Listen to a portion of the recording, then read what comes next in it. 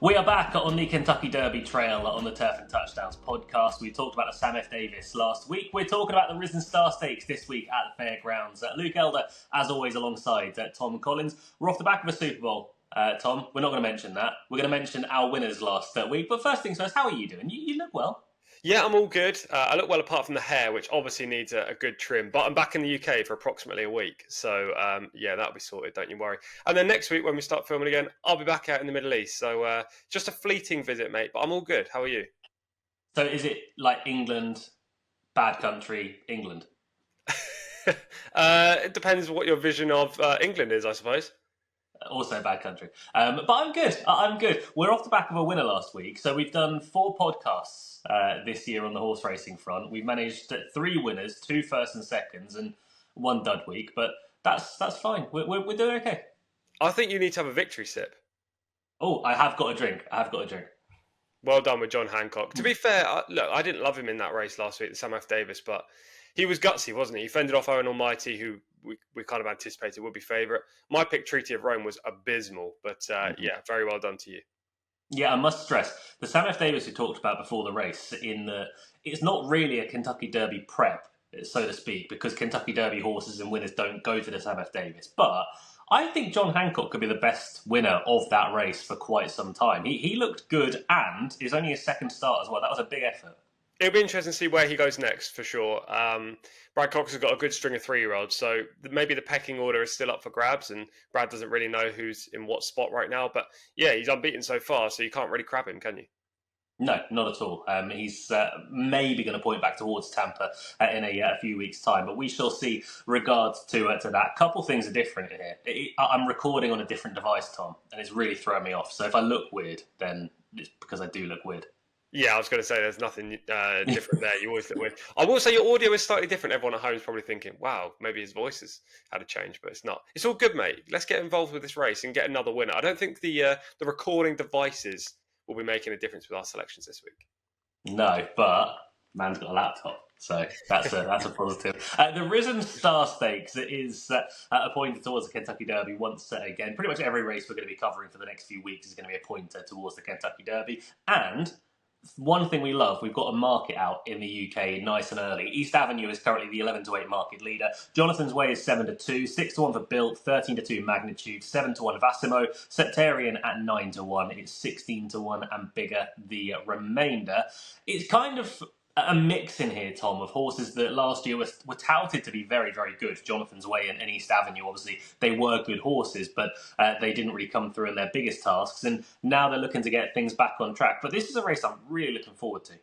Yeah, me too. It's a really good race, isn't it? Big field, competitive, mixture of horses that began their season this year as 3-year-olds, and obviously, as you've said there, horses who looked very good at 2 and then maybe disappointed in some premium races, i.e. the Breeders' Cup Juvenile. I think this is a really good spot, and this race generally throws up quite a good winner. It's not like the Sam F. Davis, as you say, which isn't usually used as a primary stepping stone. This race, the Risen Star, is. Now, I just had a look through the Roll of Honour as I was prepping for this podcast, and I came across a bundle of names who went on to either record Kentucky Derby victory, Preakness success, Breeders' Cup Classic wins. You've got the likes of Mucho Macho Man, Gunrunner, War of Will, Mandaloon, Epicenter, and Sierra Leone last year. That's just in the last handful of seasons. So this race has been a really good guide to the top echelon of the 3-year-old division. And I think we might see another good one in here as well. It'll be interesting to see how this pans out. Yeah, absolutely. So last year this was running in absolutely atrocious conditions as well. So hopefully we get slightly better conditions this time over. We'll start where we always start, regards to the pace. If you're an East Avenue backer, you'll be hoping that he's going to be on the pace, because in the Breeders' Cup Juvenile, he tripped coming out of the stalls and it was just an absolute nightmare. That was race over at that point. But he's not the only pace angle in here. No, East Avenue will definitely push forward. I'm sure they're going to be the tactics again from stall 4. Lovely post for him as well. Just needs to break cleanly, as you say, in the Juvenile. His race was gone at the start. But I think American Promise will push forward also from stall 1. So there is speed inside East Avenue. And then outside of him, the likes of Built, he won't be far away, albeit he won't be right on the front end. Magnitude will probably send from 13. So there are 4 horses I think will be up there, if not vying for the early advantage. But there is a scenario here where East Avenue can either get a lone lead or sit on the shoulder of American Promise. And I think that's what Connections will be dreaming happens in this contest. I don't think they're going to go ridiculously fast gallop from the outset, but I do think they'll go solid fractions. Yeah, I completely agree. I think Vassimo could be one that potentially tries to go forward as well. I don't think he needs to, but I do think it's one that he's had to out of sufferance so far. But look, we'll go through horses one by one. We'll start with East Avenue. As we say, things they didn't go perfectly for him at the end of the year. I thought he'd go and win the Breeders' Cup Juvenile. Obviously, the concern that day was that he was drawn in stall one. If he gets off to a bad start, he's on the inside rail, he's boxed in. Literally every single concern that was there about East Avenue happened almost immediately. Yeah, it was game over. He stumbled at the start, got boxed in, was fierce keen behind horses. It was a race that was dominated on the front end because they didn't go quick up top, and he just had no chance. Prior to that Breeders' Cup Juvenile race, he looked very good in 2 starts, his maiden and then the Claiborne Breeders' Futurity at Keeneland, both of which he kind of dominated off the front end, kicked clear, coming around the home turn, and was never to be caught. There is a case to be made. Like, didn't face much in his maiden, and then in the Claiborne Futurity, he faced Ferocious and nothing else. And Ferocious is a good horse, but he's not a great horse, as already proven this year. So a case can be made that he's not beaten much. And in the Juvenile, when he faced premium 2-year-olds, he just didn't perform. There were obviously excuses. However, his recent works have been very, very strong. I've been watching a couple of them, and I've been wowed by his performances. He looks like a horse that's only going to get better this season. And what we know about East Avenue is that he definitely stays the trip.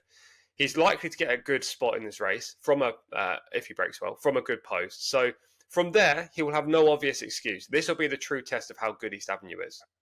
Yeah, I completely agree. And looking at him as well, physically last year, you wouldn't have thought he was going to be a 2-year-old. He's not bred to be a 2-year-old. He's by Madaket Road out of a Go Sapper mare. So he was a horse that's always going to improve with time.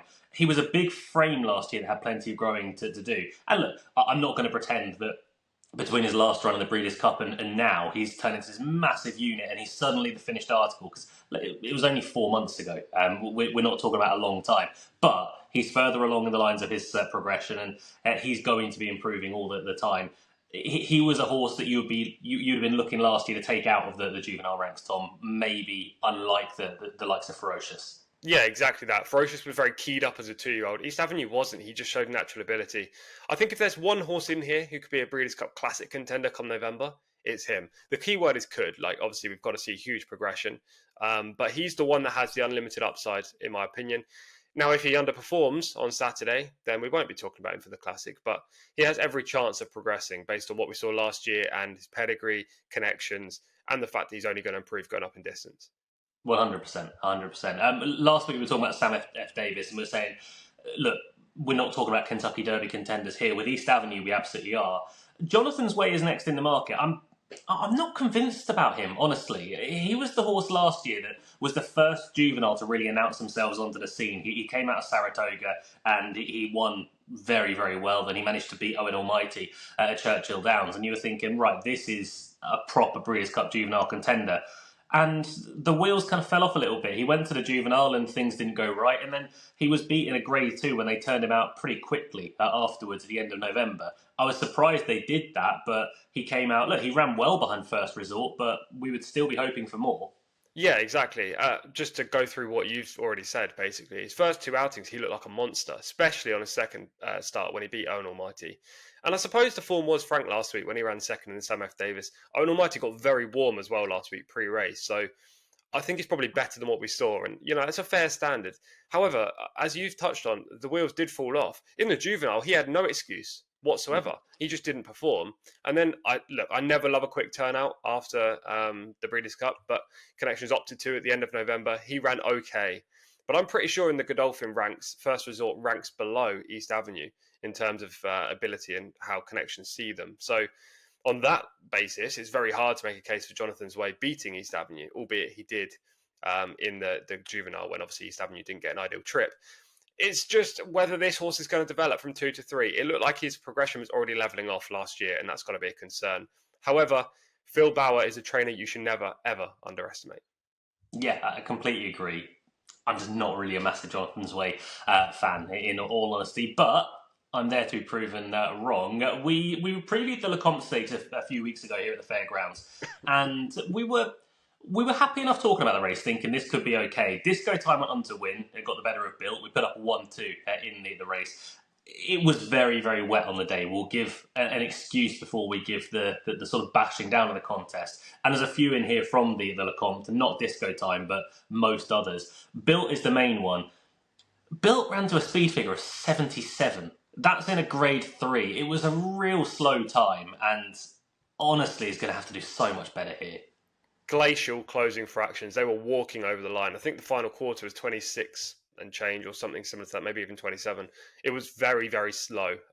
Now, the track was a complete state, so maybe you could put a line through it or a squiggle next to that factor, but it's just hard to have much faith in that Lecomte form right now. I was with Bill in the Lecomte, so, I have a little bit of loyalty towards him, and I do think he's a smart horse, but I'm just not sure quite how smart he is. I don't think he's going to play his trade at this top level for the rest of the season, for example. If you go back to his 2-year-old campaign, he got beaten 8 lengths by East Avenue at Ellis Park. On that line alone, I can't have Built. No, even his big effort 2 starts ago, he beat Magnitude and Render Judgment. Both of them are in here, but both of these, they really shouldn't be anywhere near the class that needed to be going and winning a contest like this. Magnitude, I mean, I say that, Magnitude's 13-2. I think he's a gross price in here. He wasn't one ad on my radar whatsoever. He's jumping from the outside stall. I think he's got to improve so much, and we've seen tons of him. He's 2 from 6 lifetime, and he's still yet to put in that real wow effort. Yeah, he's a proven quantity. He's too short in the market. He's drawn out wide. Again, big negative. The one pro you could potentially say about Magnitude is the speed may not get super hot and he'll be up on the pace. But aside from that, I think it's very difficult to make a winning case, and he should probably be more like 13-1 than 13-2. Yeah, I completely agree in regards to that. He's not a no-hoper, but he's also not a 13-2 chance. When you're looking at speed figures in this, before we move on to selections and such, American Promise is a horse who's ran 2 big speed figures the last twice, but I always say with a warning, don't trust Saratoga speed figures. Don't trust them at Oaklawn either, because they're always inflated over at Oaklawn. He ran a real good race to win the maiden special weight with Tyler Bacon on board, which is one of the greatest names that are around in horse racing at the moment. And he's also a very good pilot as well. But he ran to a speed figure of 95. He then came back out and ran in the Southwest Stakes, a grade 3 behind Speed King. Finished 6th. He got a speed figure of 82. 82 wouldn't be far off running well in this, but with a horse like him, you have to take his form elsewhere out of Churchill Downs a little bit more seriously. That's kind of what he's capable of. He's far from useless, but he's also, I don't think, up to this grade. Just in case, Tom, anyone gets carried away with speed figures. Yeah, again, I don't really like him at all in this spot. He's not a very good stayer over this distance either. He will be vulnerable late, even if he is turning in front, which I don't think will happen. He was sent off at 21-1 in the Southwest last time. And yeah, he missed a beat at the start, which is a potential excuse for him, but he was readily beaten at the wire. He's not a contender for me. I wouldn't have him in the top 3 or 4, that's for sure. Anything else to mention before we move on to selections? We didn't talk about Vassimo, did we? No, we haven't spoken about Vassimo. We'll link this as well, because we're going to do what we did last week, because Vassimo is my play in the race. He's currently a 7-1 chance. I think it's a great each way bet. I think East Avenue is without doubt the most likely winner, but at 7-1, Vassimo's a bit big. You've got an unbeaten horse for Todd Pletcher in here. It's not maybe the wow that a Todd Pletcher unbeaten horse would normally have. Managed to win a maiden special weight at Gulfstream Park. That form was good. Rapture came out just afterwards and managed to make pretty light work of a race over at Oaklawn Park and was impressive in doing so. Then went to Tampa and won a good race there. I think the second from that race has ran well in Allowance Company back at Gulfstream Park subsequently. So again, that form has substance. And you watch this horse, he's a big galoot who's got no idea what's going on. But he knew more at Tampa last time around. On debut, he was very green. His ears were pricked the entire time. I actually checked to see if Todd Pletcher put blinkers on him in here, which I wouldn't have minded, but I also wouldn't have loved, just because it takes away the natural progression for him. And say, he was much better last time around. My one concern, Tom, regards to Vassimo, is whether this is going to be a little bit too much too soon, and whether this might just blow his brains a little bit and he has to take a step back afterwards. But I think from an ability standpoint and everything that we've seen him do so far, I think he's a massive contender. Yeah, he's got lots of upside, hasn't he? 2 from 2, represents leading connections. The one thing after watching his replays that I noted about Vassimo is that he is at his best in the final furlong, no matter what trip. Over 6 on debut, he was strong at the end. I think it was a mile last time. Again, extremely strong at the wire and drawing clear. Distance, not a problem. Upside, loads of it. Question mark is a bigger field against better horses and the track, because he's never run here before. I wouldn't write him off. He was actually the last off my shortlist. The reason I'm not siding with Vassimo is because Irad Ortiz, Todd Pletcher, unbeaten horse. You're usually going to see a lot of money for that runner, but 7-1 in the international market, I think it's very fair, to be honest. If you're looking each way, then he has a lot of upside. I'm going to opt for the favourite instead, East Avenue, but I completely understand why you're with Vassimo. He has unlimited potential. Yeah, I think we came down to the final shortlist of two the exact same way. Vassimo is my each way play, but as I said earlier on, I do think East Avenue is the most likely winner. I just don't love 11 to 8. It's not a price that I'm sitting there thinking, whoa, that's completely wrong. It's completely too short. I just wouldn't be rushing to take 11 to 8. Me neither. Look, I'm not going to have a maximum bet by any means, but I do think he's way the horse to beat in here. As I say, he's the one that could easily develop into a classic contender. He's the one that could run in the Kentucky Derby and have a chance of winning. He just needs to step forward or return to what we saw last year as a 2-year-old plus progression. I love his draw. I love the pace setup for him. I love his works. Big underlining there of the works one. I just think he's the horse to beat. Of course, he's a short enough price, but in here, he's the one that has that kind of glow about him as a potential prospect. The others, not so much at this stage, albeit Vassimo is kind of shimmering a little bit after 2 good runs. There will be the 2 that stand out to me. East Avenue, I think, is the most likely winner. But if Vassimo does win for you in here, then he is a horse that we will be talking about going towards the classic, I'm sure, because he has that extra stamina to handle a classic distance. Yeah, exactly that. He's by Nyquist out of a pulpit mare, so stamina aplenty in regards to Vassimo. So Vassimo each way for myself. For Tom, it is East Avenue. As I say, every single week now, effectively, on the Turf and Touchdowns podcast, we're going to be heading towards the Kentucky Derby. Must confess again, I have no idea what's going on next week, so any idea? No, but I'm pretty sure there will be another. Let me think. There's definitely something. It's not Gulfstream because that's March. I don't really know what it is, but I'll have to have a look. There's definitely something. I mean, if you can buy us some time, I can find out in approximately 10 seconds.